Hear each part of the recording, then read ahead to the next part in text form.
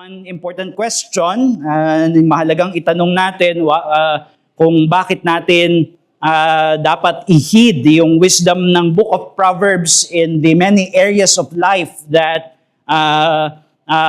to which it speaks about. Why should we care about living wisely? Well, of course, the most obvious and first answer is because it is God's will. Ang kalooban ng Diyos para sa kanyang bayan, sa kanyang bayang katipan na sila ay mamuhay sa karunungan. But there is another answer, and it is also because it is our happiness. Doon matatagpuan ang kasiyahan, yung pamumuhay ng merong karunungan sa ilalim ng kalooban ng Diyos. And this is something that we shall see also in the book of Proverbs. I invite you to turn with me to Proverbs chapter 3. We will be reading verses 13 to 20. Proverbs chapter 3, verses 13 to 20.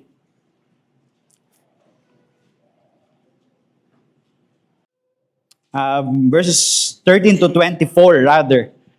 So let us be reading verses 13 to 24.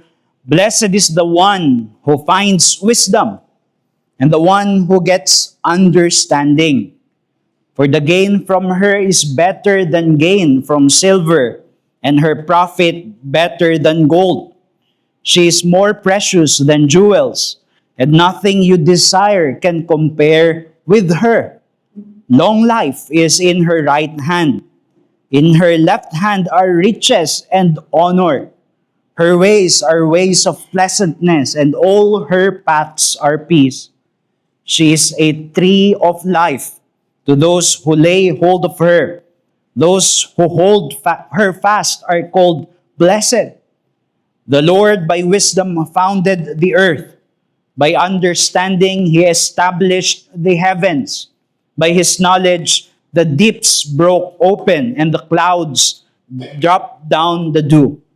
My son, do not lose sight of this. Keep sound wisdom and discretion, and they will be life for your soul, and adornment for your neck. Then you will walk on your way securely, and your foot will not stumble. If you lie down, you will not be afraid.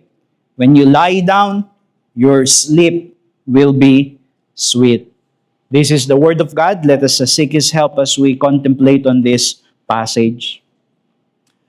Dear God, God of wisdom, we come before you knowing our emptiness and our ignorance and our remaining foolishness, in order that we may drink from that fountain of knowledge and wisdom, so that we may become wise. May you grant us the spirit of wisdom now, and help us in our reflections for our good, for our happiness, and for your glory, we pray.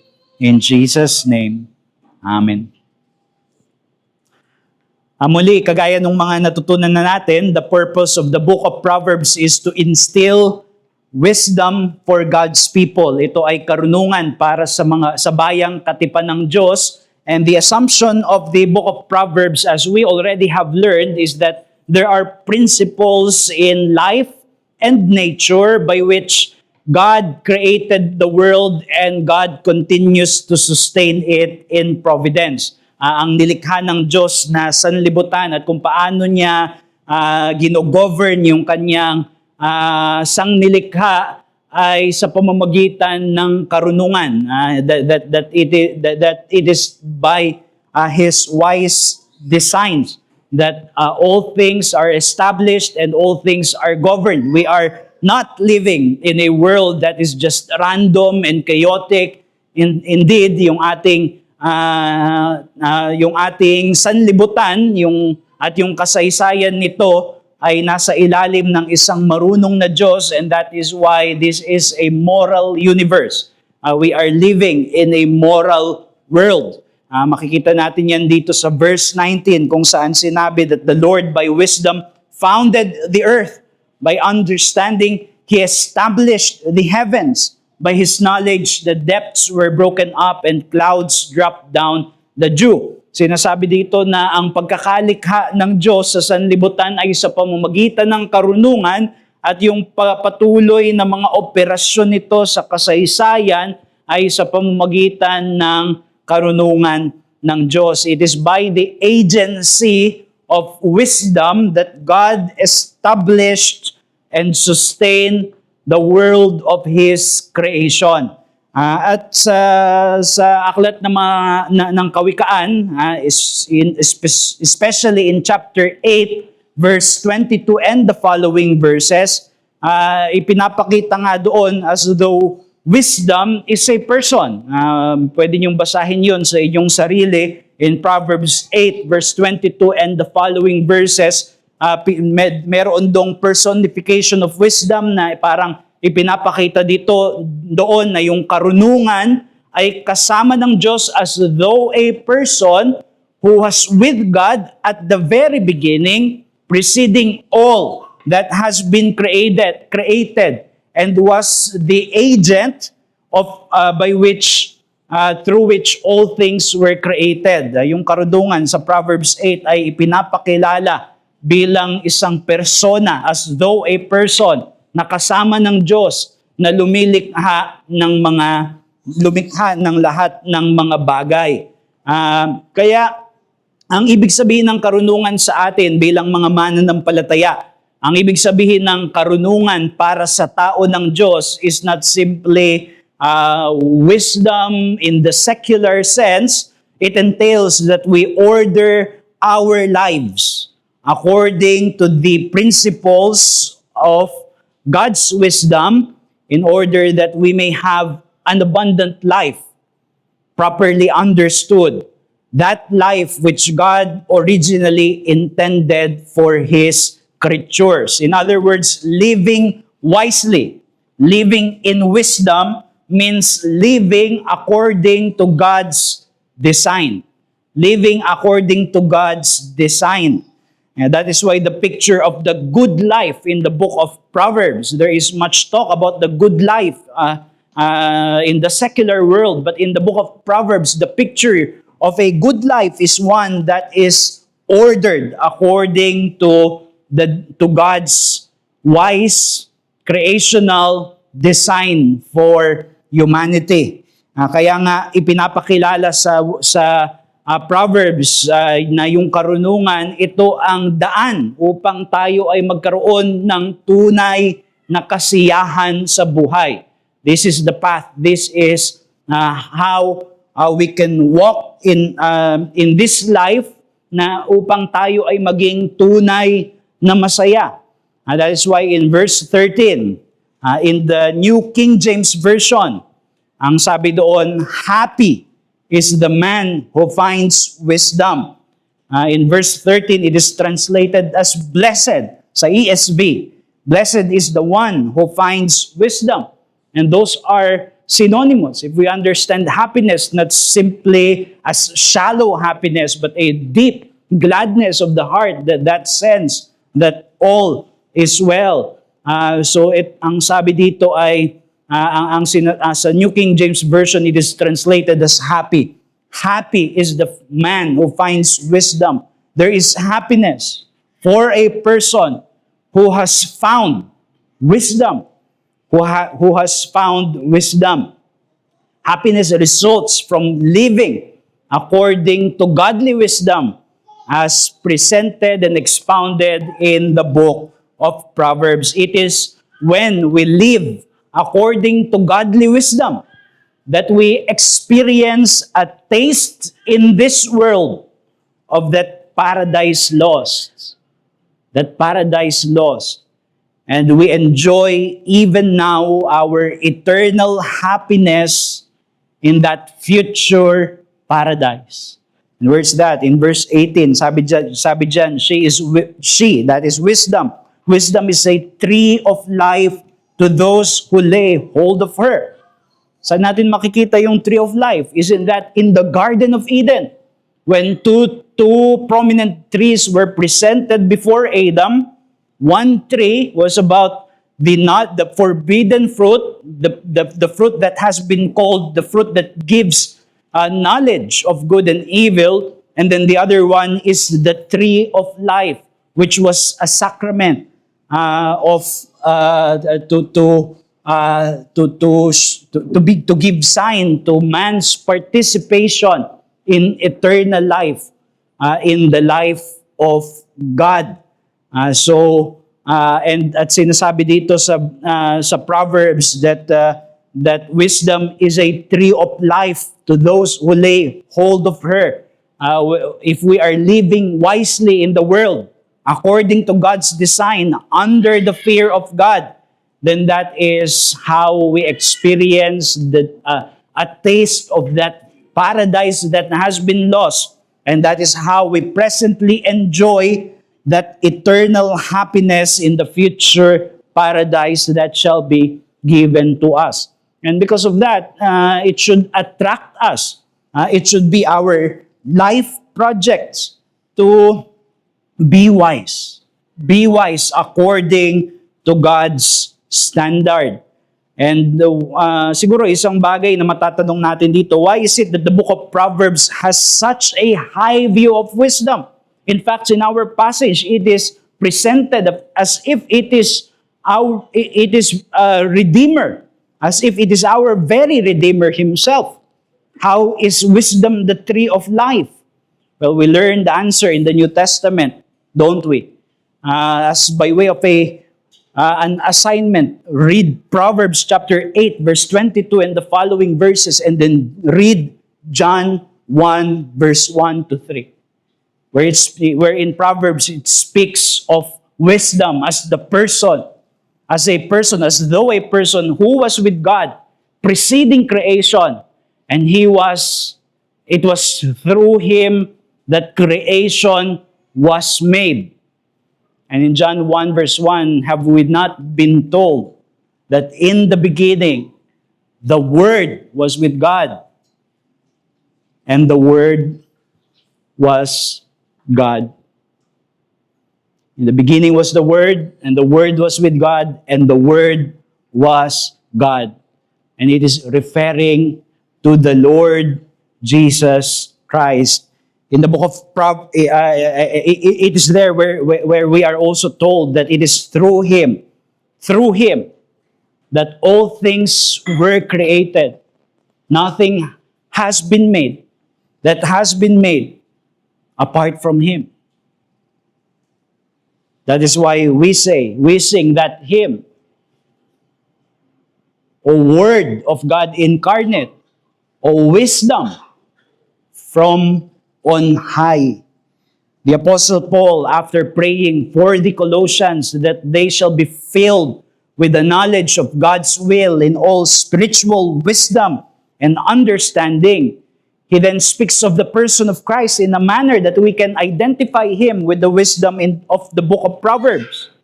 That through Him, all things were made. That through Him, all things were created. In Colossians 1 verse 15, it says, He is the image of the invisible God, the firstborn of all creation. He ranks higher over creation. For by Him, all things were created. All things were created through Him and for Him. He is before all things, and in Him all things hold together. And He is presented to the believers as that in whom all treasures of wisdom and knowledge are hidden. Are hidden. Kaya nung tayo ay ipinagkaisa kay Jesucristo, we had been restored from a life of sin's distortion to that life as God intended for us in creation. Not yet fully, but nevertheless already. That is why Jesus said, I came that they may have life and have them abundantly. It is not referring to material wealth per se, at least not in this life, but that life of happiness and shalom as God intended for His creatures. Kaya makikita natin dito mga kapatid, yung katotohanan at ito yung mensahe mula sa mga talatang ito, that true happiness is the fruit of redemptive wisdom that is found in Jesus Christ.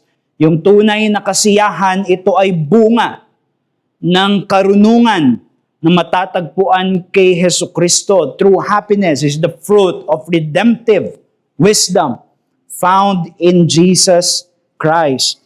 Kaya mahalaga ito na mensahe para sa atin. The pursuit of happiness is still among the most popular discourses in the world today.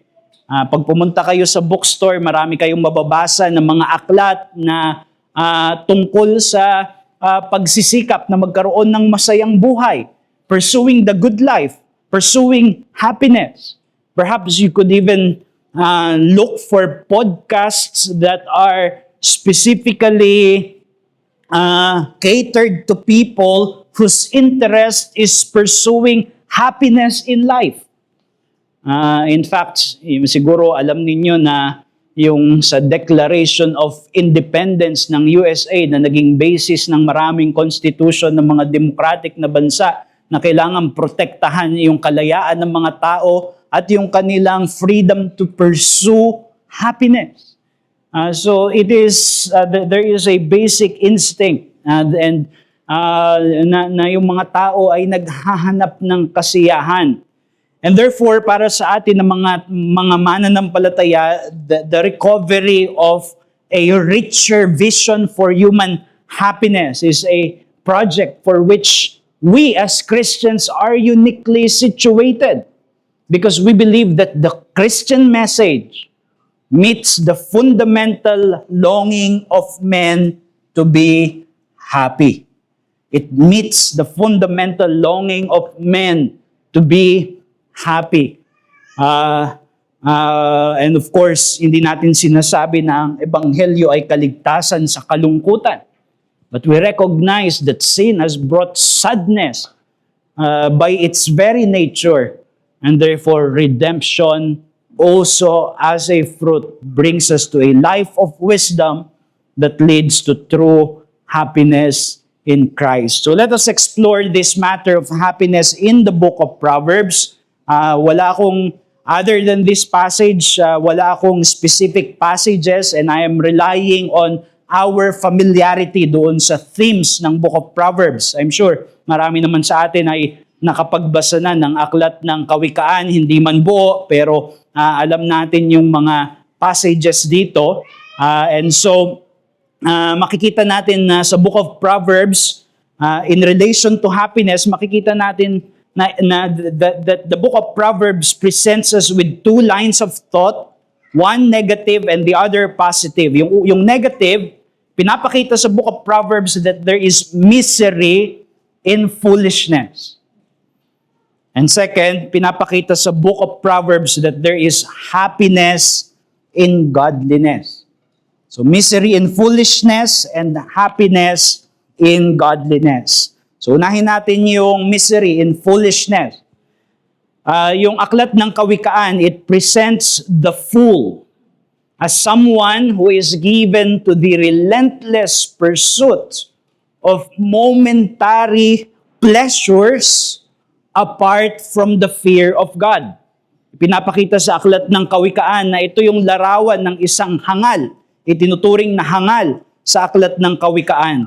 Ito yung tao na ang kanyang hinahabol ay yung immediate gratification ng kanyang puso na hiwalay sa pagkatakot sa Diyos.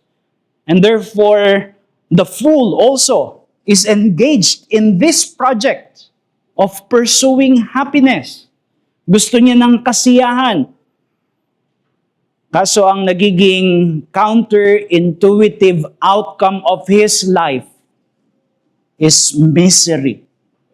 He ends up in misery because he is pursuing happiness in such a way that is contrary to God's wisdom. Taliwas sa karunungan ng Panginoon. For example, ipinapakita diba sa book of Proverbs that the foolish is engaged in a carefree bliss. Yung kagaya nung pinag-aralan natin, yung sluggard na ayaw niyang ibigay yung kanyang sarili sa masipag na paggawa. sa masipag na pagtatrabaho kung saan maaari siyang makakuha ng pagsustento sa kanyang buhay. And he would ignore even the wisdom that comes from that ants, di ba? Yung mga langgam na itinuro ni Solomon na dapat pagmasdan kung paano sila nagtatrabaho sa panahon ng tag-araw upang mag-ipon, upang pagdating ng panahon ng tag-ulan, hindi sila aabutin ng trahedya.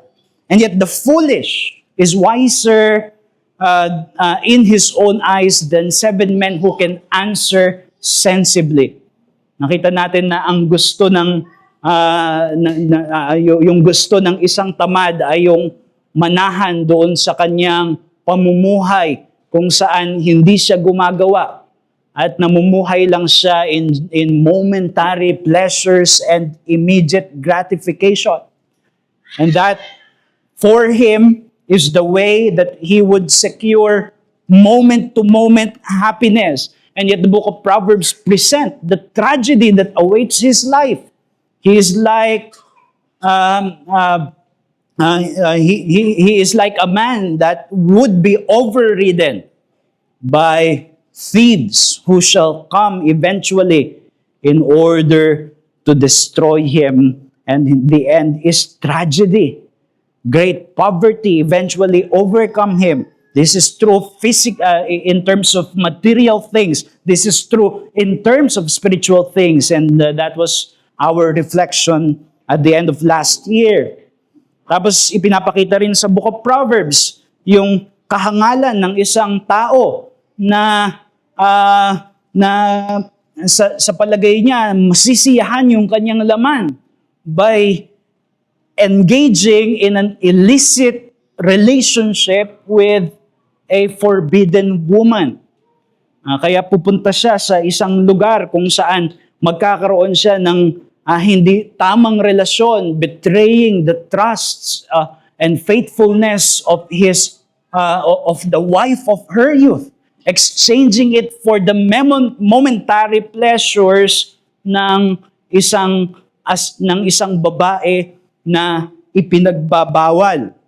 The foolishness of giving in to that temptation because he thinks that this is how he could have such a brief momentary pleasure in life. And what is the end? The end is tragedy. The end is the betraying and the exchanging of the honor or love of a faithful wife because he chooses to engage for fleeting delights. And there is folly in satisfying violent urges. Someone who cannot maintain the temper, that which can destroy city, according to the book of Proverbs. And perhaps there is satisfaction in momentary gratifying such urges. And the book of Proverbs says it leads to death. It leads to tragedy. So, ang ipinapakita sa book of Proverbs, we can cite many more. Makikita niyo dito sa Aklat ng Kawikaan. Ipinapakita dito na kapag iniisip natin na nagsisikap tayo sa kasiyahan, hiwalay sa karunungan na matatagpuan sa kamay ng Diyos, nandoon ang kasiyahan, we will end up in tragedy. Tragedy awaits when we reject godly wisdom in our pursuit of happiness.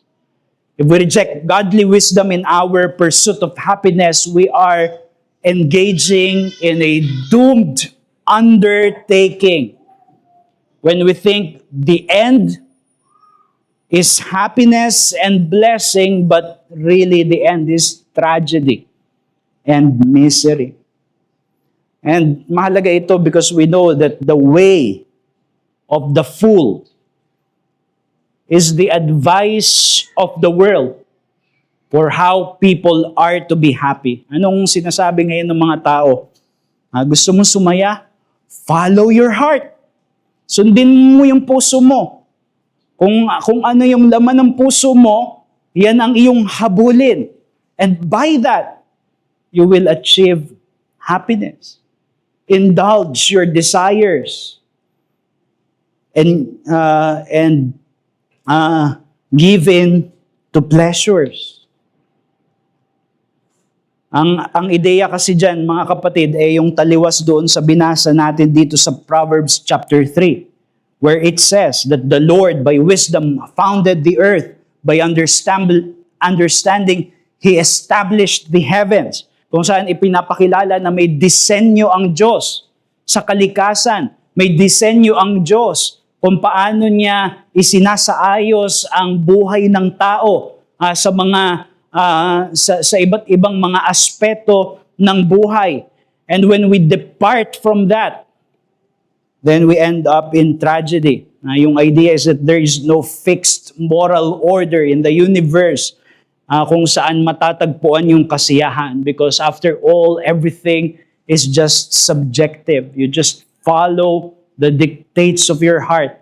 You look into your own heart, and wherever it is that is directing you towards for happiness, doon mo matatagpuan yon.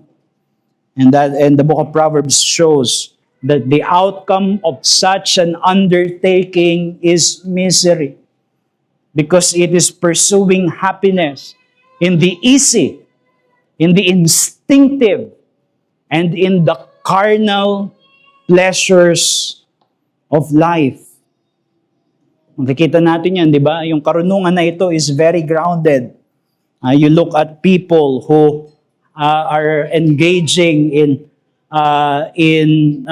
unhealthily in addictive pleasures, and eventually you will find that their lives would be destroyed because they thought they are gaining happiness in whatever is it that they are consuming. Yun yung sumira ng buhay nila. Or families that had been broken, happy families that had been broken just because of a one moment of giving in to temptation.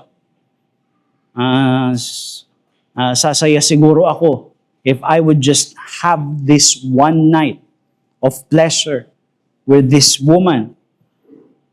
And then, ang ending ay kalungkutan. Bakit? Dahil sa nasirang pamilya. I think about those ministers, and it can happen to anyone. Ministers who have labored in order to study God's Word and to become experts even in areas of theology. And all of those were thrown away. All those usefulness were terminated because they engaged in an illicit relationship, or neglected children which go wayward because of refusal to discipline, which is another principle of the book of Proverbs. All for the promise of happiness that does not actually deliver. That kagaya nung present about the forbidden woman in the book of Proverbs, which is the diametric opposite in the book of Proverbs of the Lady Wisdom that we find here in Proverbs chapter 3. There seems to be a good scent to this. There seems to be a sweet taste when you partake of it. But afterwards, it leaves bitterness and pain and misery. So there is no happiness there. It is foolishness because it seeks to find happiness in the world that God has created in such a way that would not count the natural, religious, moral, and relational order that God has established for His creatures. Parang halimbawa, maglalaro ka ng chess dahil gusto mo sumaya may kalaro ka ng chess, gusto mo sumaya. And you know that chess has rules, di ba? May mga iba't ibang movement yon. Depende sa pyesa, kung ilan yung turns, kung ano yung pwede mong kainin o hindi sa mga marurunong mag-chess. Paano kung may magsabi na, gusto ko masaya lang, kaya ayoko ng mga rules na yan. And he does whatever he wants on that chessboard. There is no happiness for him. And there is no happiness doon sa tao na kalaro niya. Why? Kasi hindi niya alam na doon matatagpuan yung kasiyahan by submitting to the rules. And the same is true with the foolish man in the book of Proverbs. Gusto niya ng kasiyahan, and he would do so not by violating God's creational design for human life. And the end is misery rather than happiness. Kaya sa atin mga kapatid, let us watch out for the perils of many popular ideas of the world today on this topic of happiness. Mag-ingat tayo sa mga nakikita natin sa social media, sa mga kung ano yung finifeed sa atin ng sanlibutan, kung paano tayo talaga magiging masaya.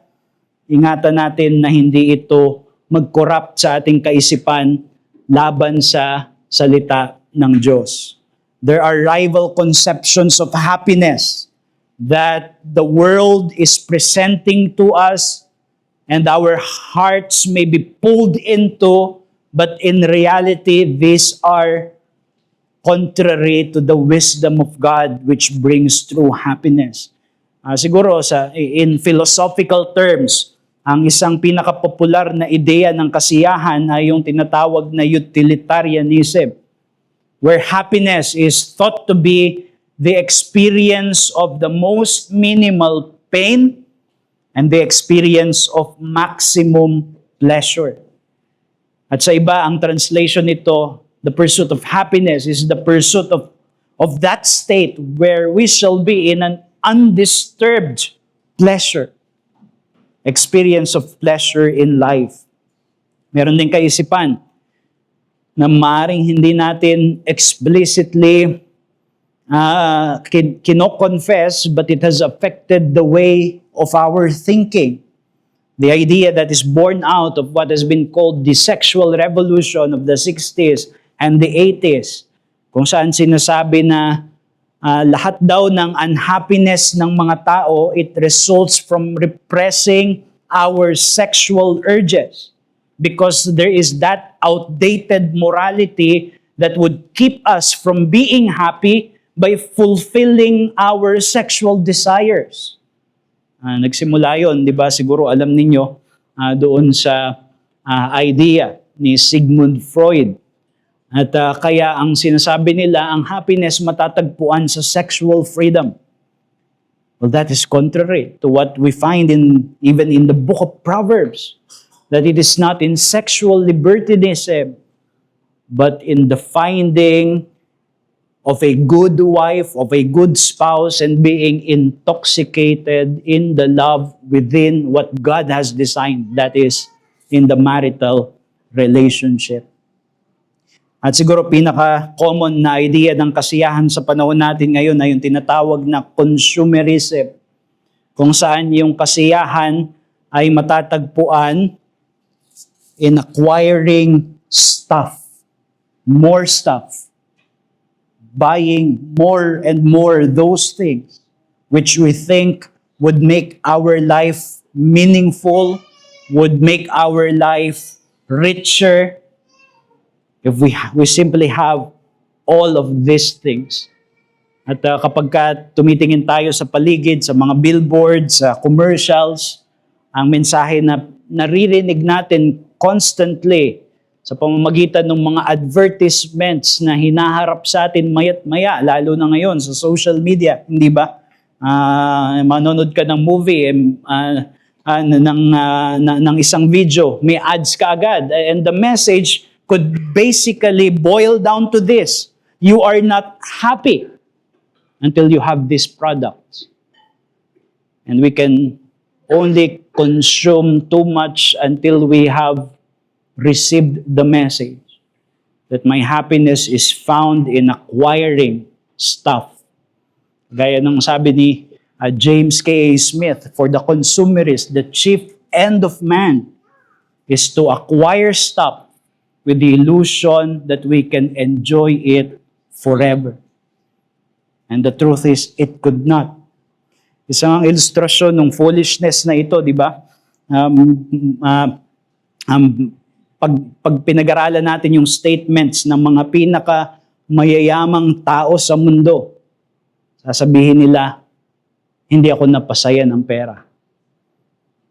And yet, wealth and comfort and pleasure still becomes the unceasing chase of people even after those testimonies.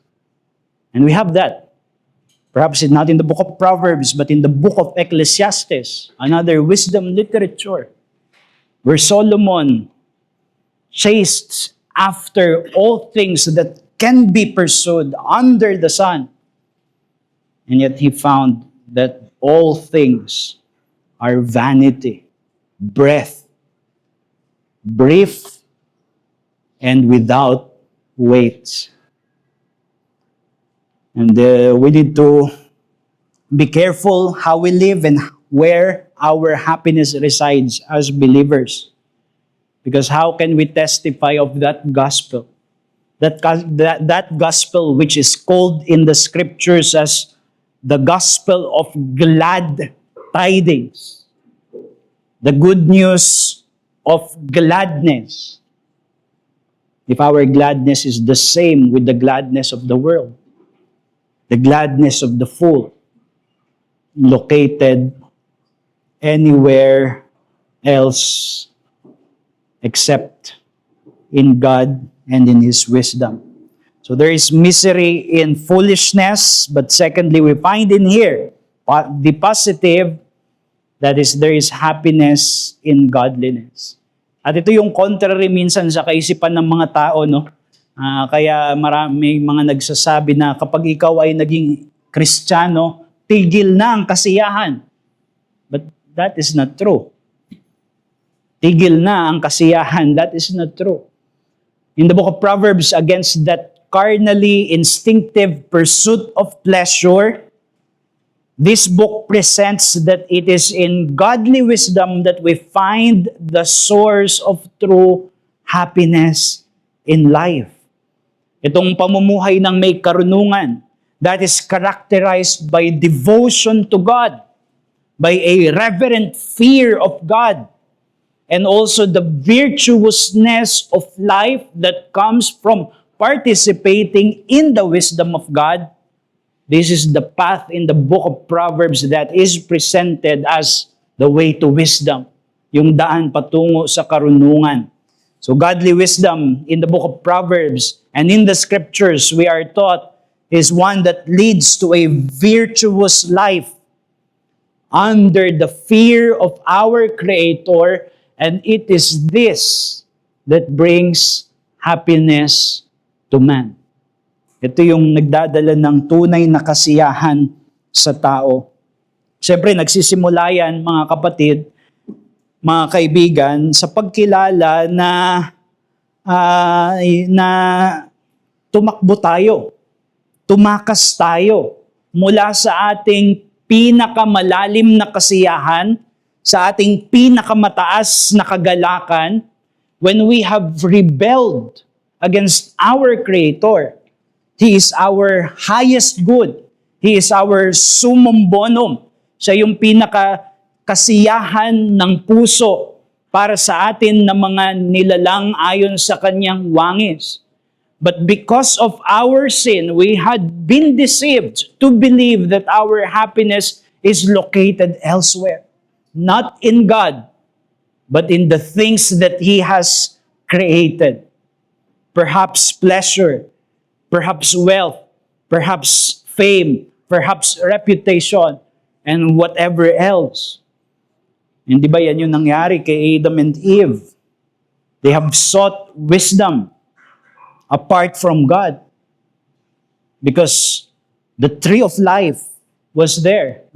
I like dun sa Proverbs chapter 3, it speaks of wisdom as a tree of life.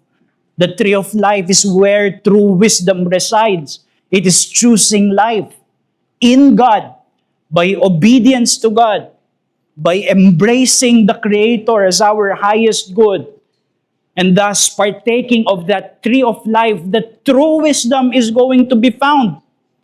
And yet what did Adam and Eve do? They were deceived by the serpent with the promise that they shall become wise like God if they would disobey Him and eat of that fruit that gives knowledge of good and evil. And where did it lead them? Misery, tragedy, death. And ever since then, humanity is sinful. Humanity had been following the footsteps of our first parents, finding our happiness in this world rather than in God, finding wisdom apart from God. And the end is misery. The end is tragedy. We must understand that God wants us to be happy. God wants us to be happy.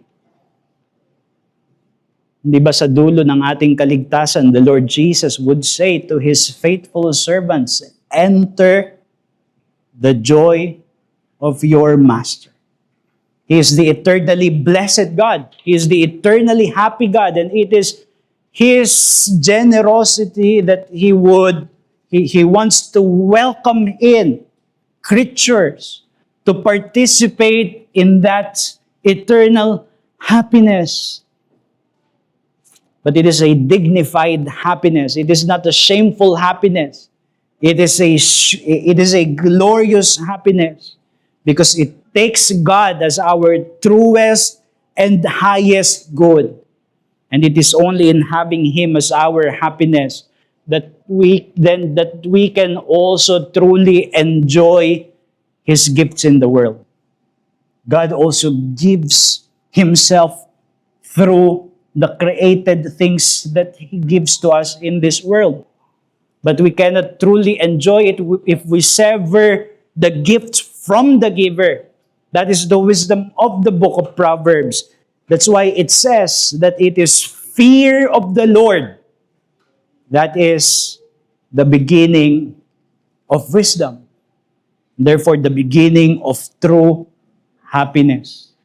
Yung pagkatakot sa Diyos ang simula ng tunay na karunungan.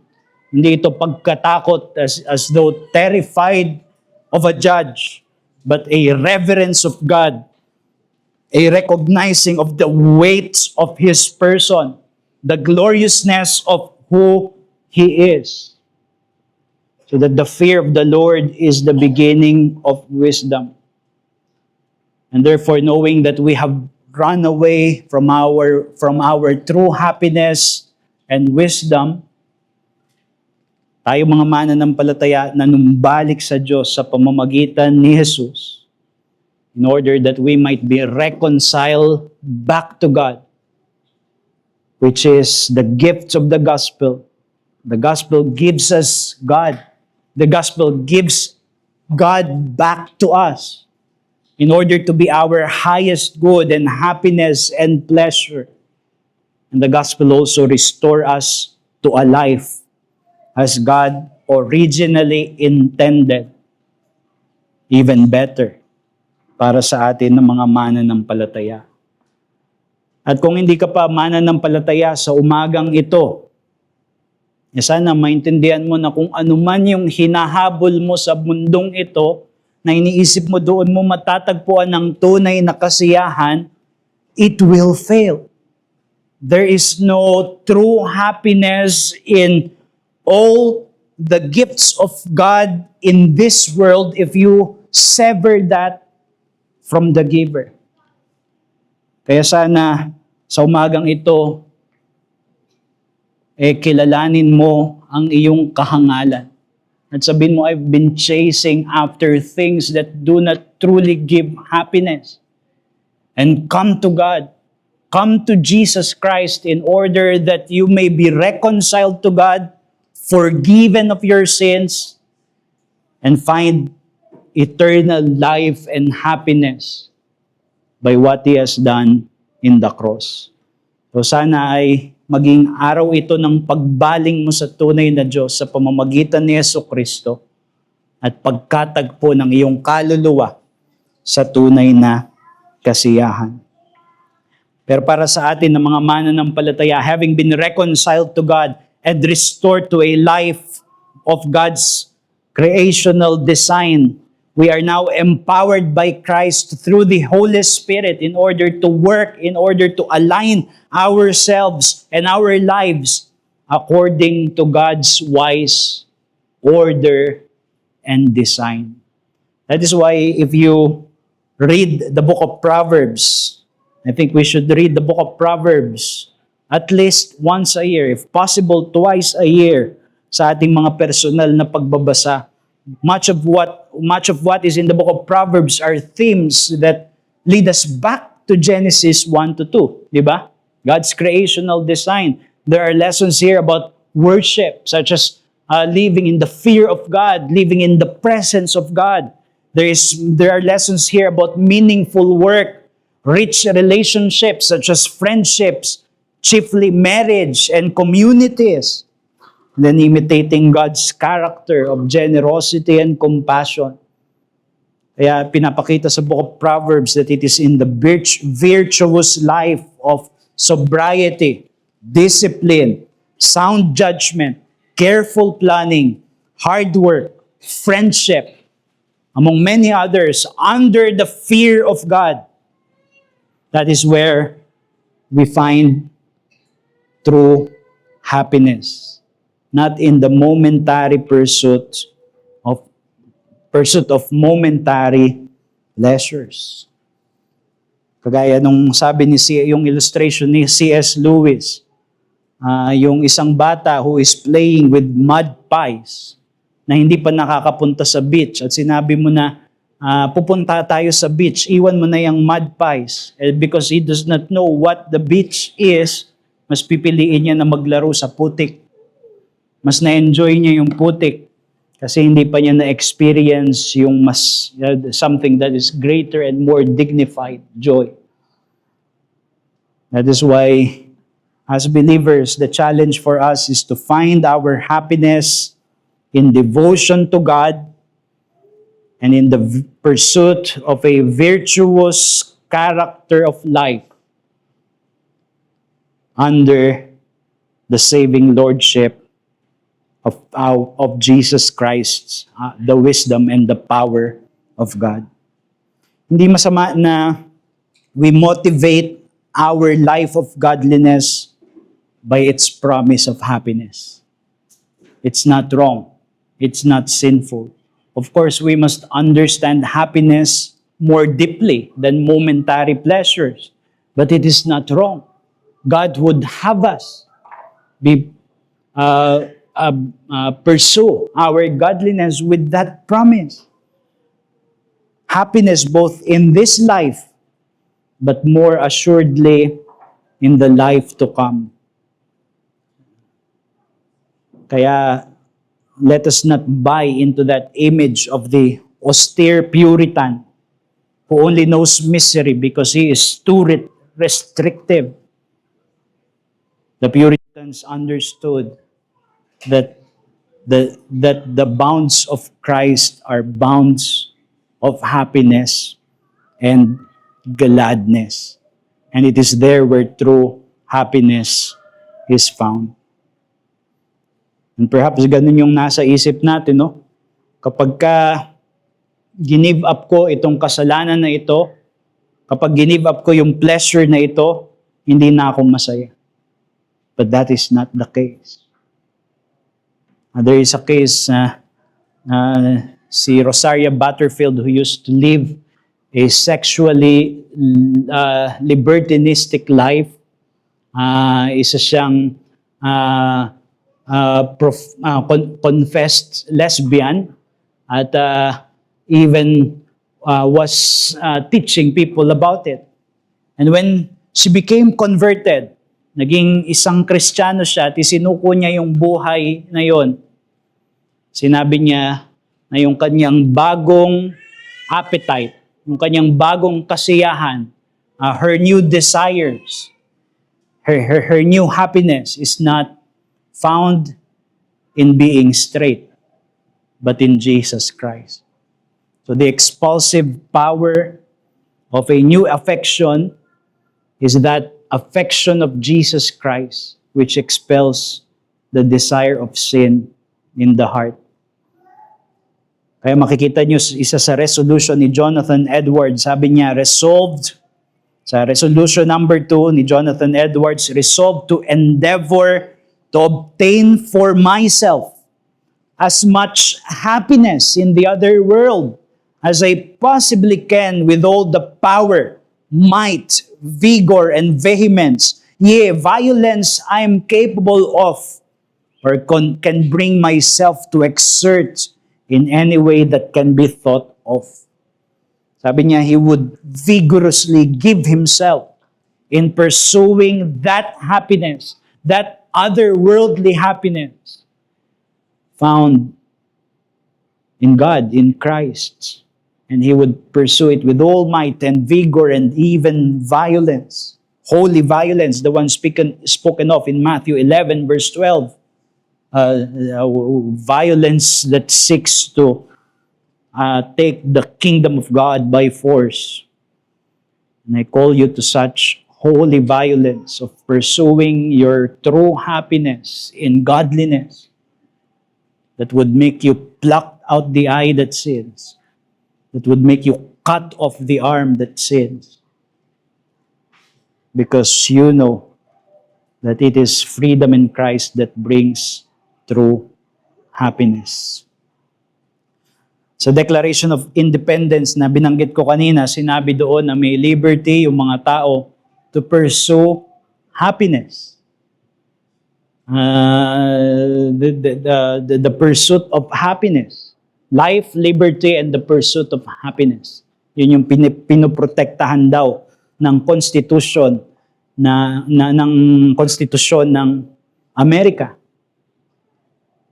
Well, as Christians, we believe that God did not only endow us with the yearning for happiness, but He Himself has located our true happiness in Himself. And so we know where happiness is found.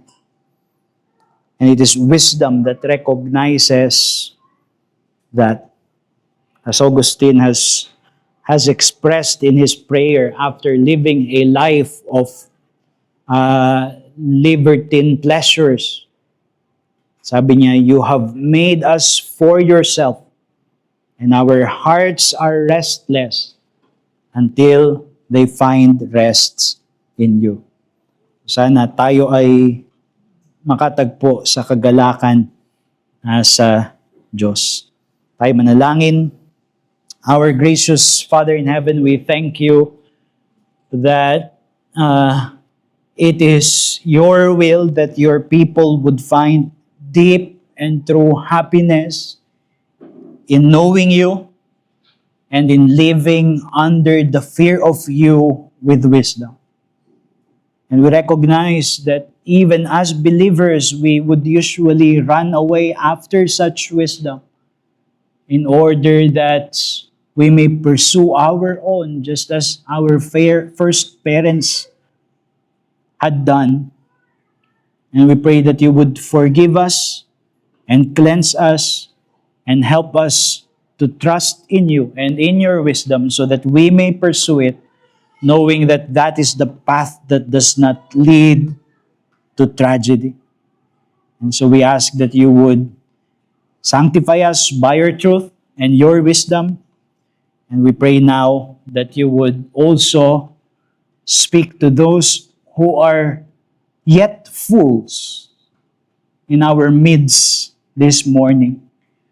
They may be intelligent, they may know a lot of things about this world, and yet if they are not found in Christ, they remain as fools. And we pray that the Holy Spirit would come to illumine them and show them Christ, the wisdom of God and the power of God unto salvation. This we ask in Jesus' name. Amen.